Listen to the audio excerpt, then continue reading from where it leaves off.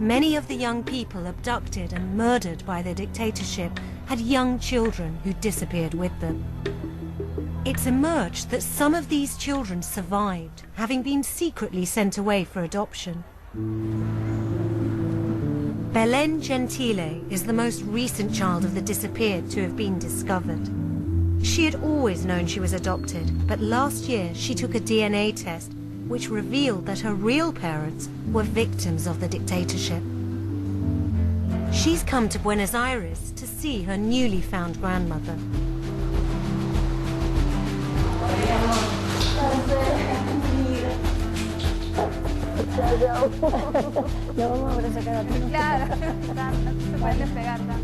Belén's real father was Irma's son. He disappeared in 1977 with Belén's mother. Their bodies have never been found. This was my father, Horacio, and my mother, Rosa. She's pregnant with my sister, Natalia. That's the day they got married. Belén, what did you feel seeing these photos of your parents for the first time? Veo muy chiquitos, yo tengo 30 años. I see them as very young. I'm 30 and they were 22, 20 more or less when they disappeared. It's a young generation that was lost. Una generación joven que se perdió. Now we just want to find their remains so we can bury them. Sus restos para poder enterrarlos. La historia de vida de cada uno de ellos. Hoy, Campo de Mayo, memoria, verdad y justicia. 30.000 compañeros detenidos desaparecidos presentes, ahora y siempre. The Argentinian government has pledged to officially identify the detention centers where the disappeared were held and tortured. Today, Irma and Belén have come to commemorate Campo de Mayo. Campo de Mayo is an army base. This is where Belén's pregnant mother was brought by her military captors to give birth. It's where Belén was born. It's the first time she's been here.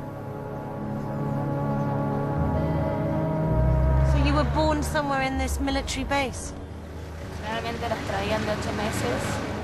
They brought her here at 8 months and gave her a cesarean in conditions.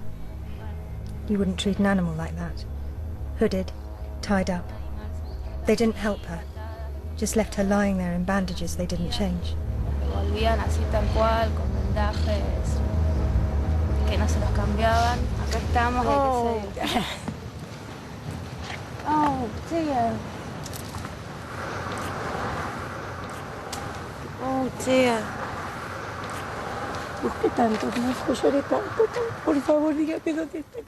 I came here to look for my son.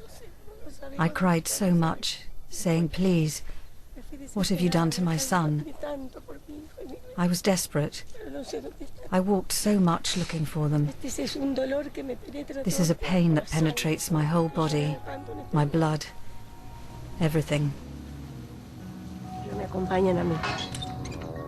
They accompany me, the two of them, so I carry on looking for their remains.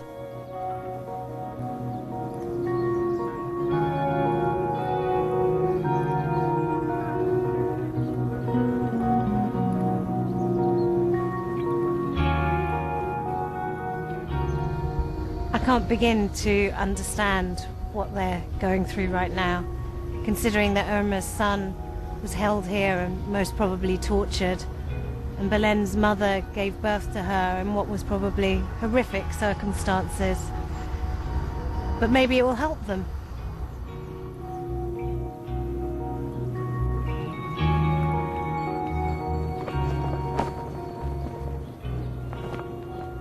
The general's brutal rule ended after their invasion of the Falkland Islands in 1982 was defeated by a British task force. Humiliated, they were forced from office. Since then, Argentina's been a democracy, but the political and economic turmoil has continued. In 2001, the Argentinian economy collapsed in spectacular fashion. Protests and rioting followed as people lost their savings and prices rocketed.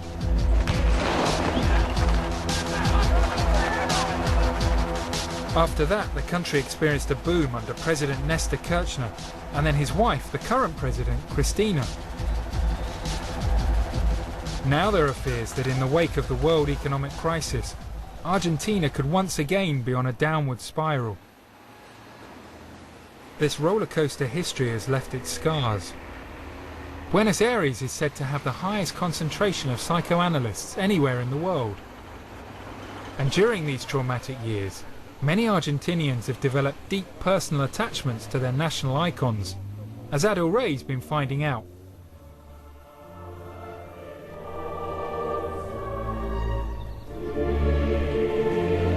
Anyone who was anyone in Argentinian society is buried in La Recoleta Cemetery. But there's only one tomb guaranteed to pull a crowd. More than 50 years after her death, the legendary Eva Perón is still one of the most famous Argentinians. In 1945, Evita married Juan Perón. And when he was elected president, she became the spiritual leader of the nation, famed for her love of children and the poor. Today, she's still revered by many ordinary Argentinians.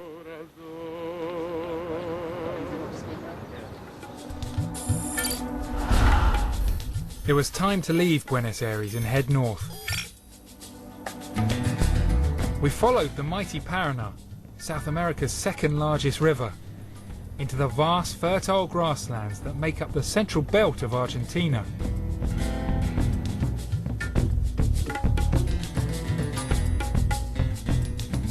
The indigenous people of Argentina have a word for these wide open grasslands. They call them the Pampas. Agriculture is the lifeblood of Argentina. It's one of the world's most productive regions for cereal crops like wheat and corn. But there's really only one food that this country is famous for.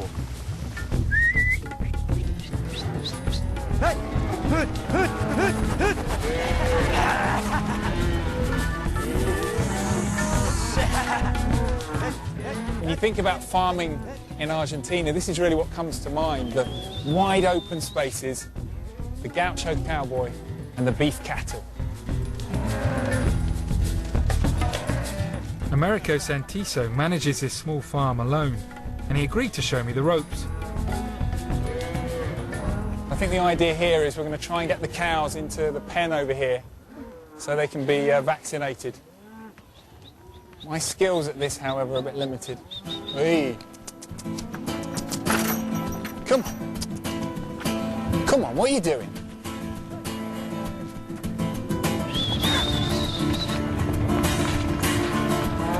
All done. Americo is one of the last of a dying breed. This entire area has seen a farming revolution that has repercussions for the entire world. In the time you've been working as a gaucho, what has been the biggest changes? What's really changed about farming? The kids I went to school with, they've all left the land and gone to the towns. The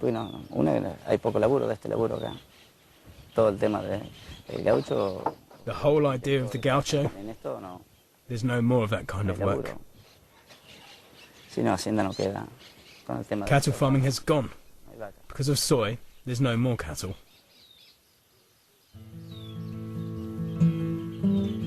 Packed with oil and protein, the tiny soybean is the new wonder crop being planted across Argentina.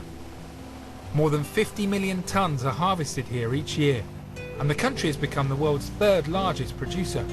But growing soy is highly mechanized. Unlike other crops, only a few farm workers are needed to bring it to harvest, and thousands have lost their jobs. What was this area like when you were growing up, when you were a lad? People everywhere. Where you see crops now, there used to be people. I'll show you a house where some people used to live.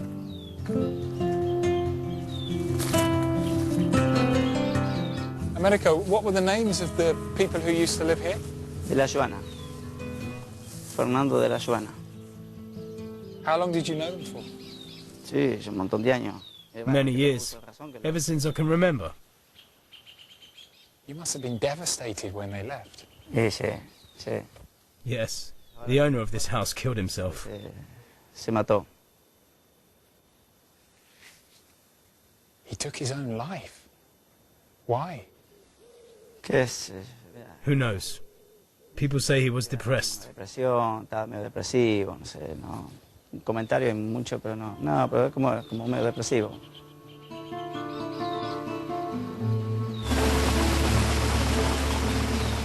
Since the economic slump of 2001, soy has been crucial to Argentina's economic recovery.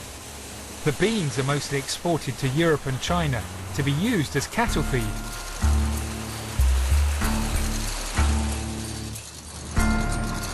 Everywhere you go in this part of the country, you see these huge grain silos. And I've come here to meet one of the biggest soy producers in the whole of Argentina.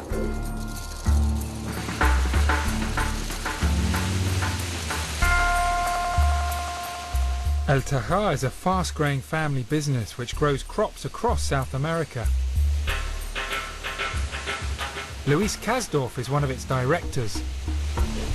How much soy, approximately, does your company actually produce? At the moment, we will produce about 1 million tons. 1 million tons? 1 million tons, yeah. Agriculture provides 60% of Argentina's foreign currency earnings. But some people believe the money is ending up only in the hands of the rich few. One of the complaints that people have said about soy is that it requires fewer workers to farm the land, to farm soy land. Yeah. Is that true? Is that the case? You may not have the usual profile of the farmer sitting on his own tractor there, but you need people to understand what's going on with the satellite maps, and you have to know what is going on with the soil, and you have to know what is going on with the chemistry of the soil. It's almost as though you're saying that soy does create jobs, it just doesn't create the traditional farming jobs. Our company, perhaps you may have a sample of that. It's our average is 31 years. And more than half of the people who are working with that have a university education. The soy revolution in Argentina is changing the country. The impact can be seen in the small town of San Pedro on the banks of the Paraná River.